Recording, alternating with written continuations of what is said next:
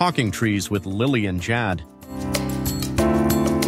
Welcome to Talking Trees Recap, your weekly journey through the diverse world of urban nature and culture. This week, we traveled from ancient traditions to modern science. Join us as we revisit these compelling stories and discover the interconnected threads that shape our urban forests.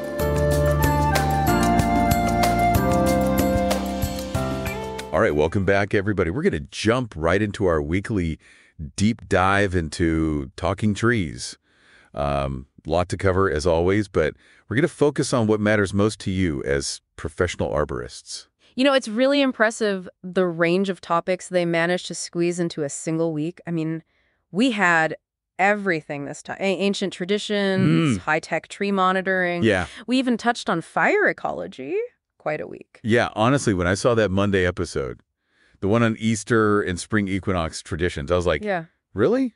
Is this relevant? You know? I mean, we're practical people, deal with real-world tree issues. Yeah, I get it. I had the same thought initially, but then that segment on Paisanki eggs, you know, the decorated ones. Oh, yeah. It really got me thinking. All these intricate symbols, they represent rebirth, Mother Earth. It all ties into how people have always valued trees and still do.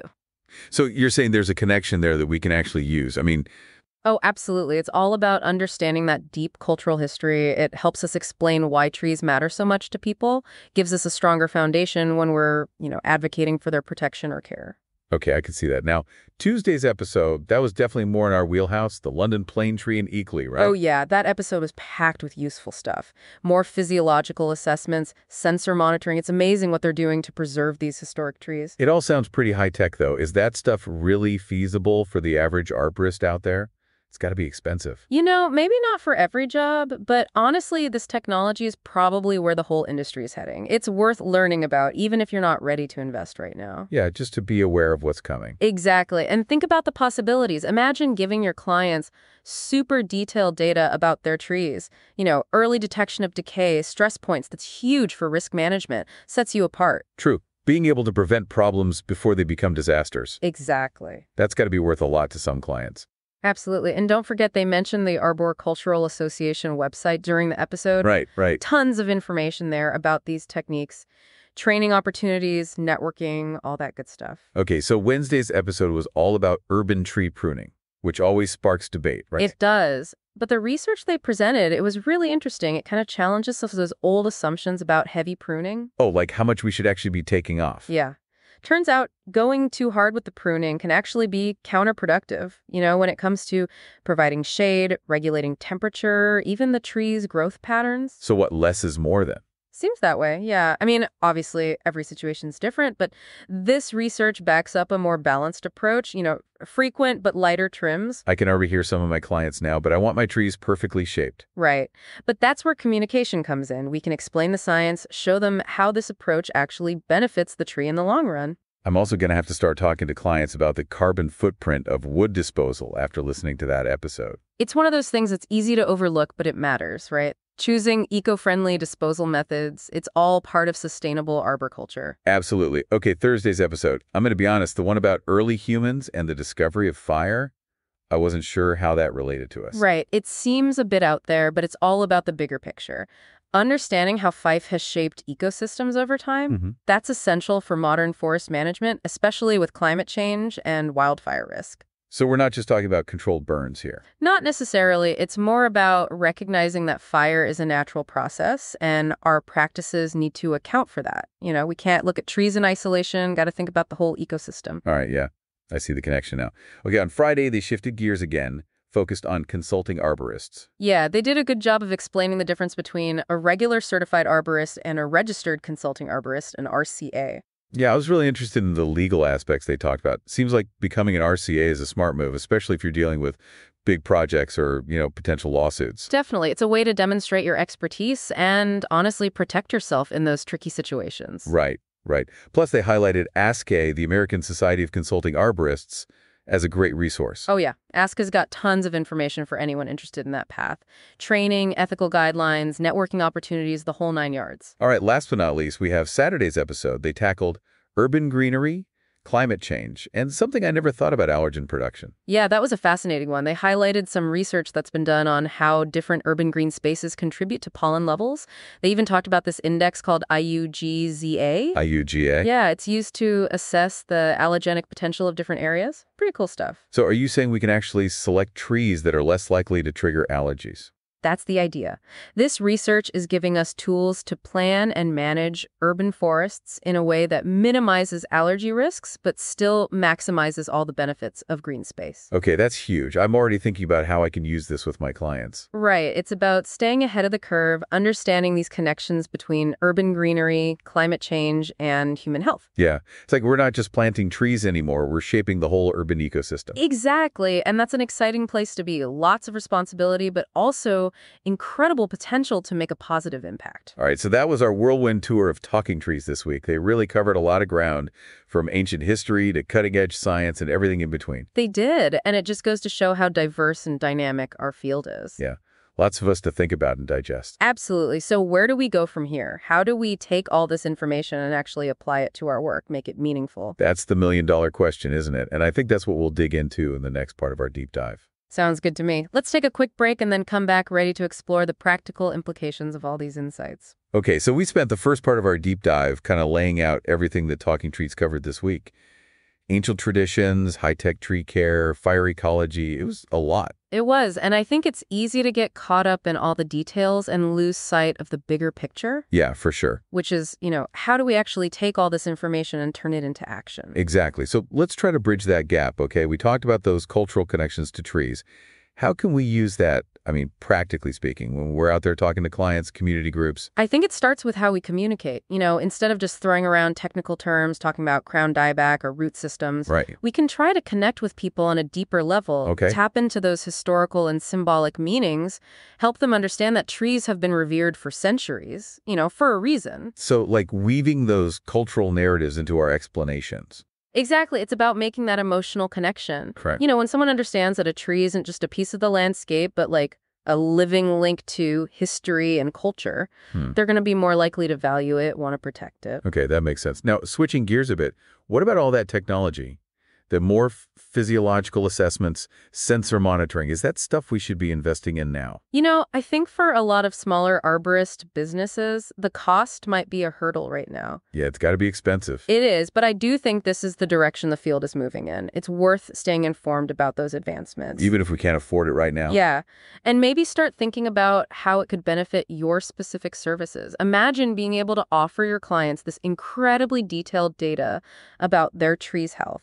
Early detection of problems. Right. Talk about a competitive advantage. Yeah, no, I get it. Okay, that pruning research, the less intensive approach. How do we convince clients who are used to that, perfectly manicured look? Yeah, that's going to be a challenge for some people. I think education is key. We have to explain the science behind it. Okay. Show them how those heavy trims, they might look good in the short term, right, but they actually make the tree weaker over time. And instead we're going for those more frequent, lighter prunings. Exactly. It's about long-term health and resilience. Right. We got to get better at explaining all that. We do. And don't forget about the ecosystem services angle.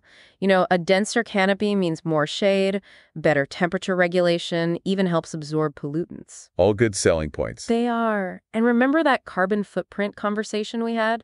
That's another way to frame those less intensive practices. Right. We're minimizing waste, being more eco-friendly. Exactly. Ties into that whole sustainability movement. Okay, fire ecology. We obviously can't do controlled burns in most urban areas, but what can we actually do with that knowledge?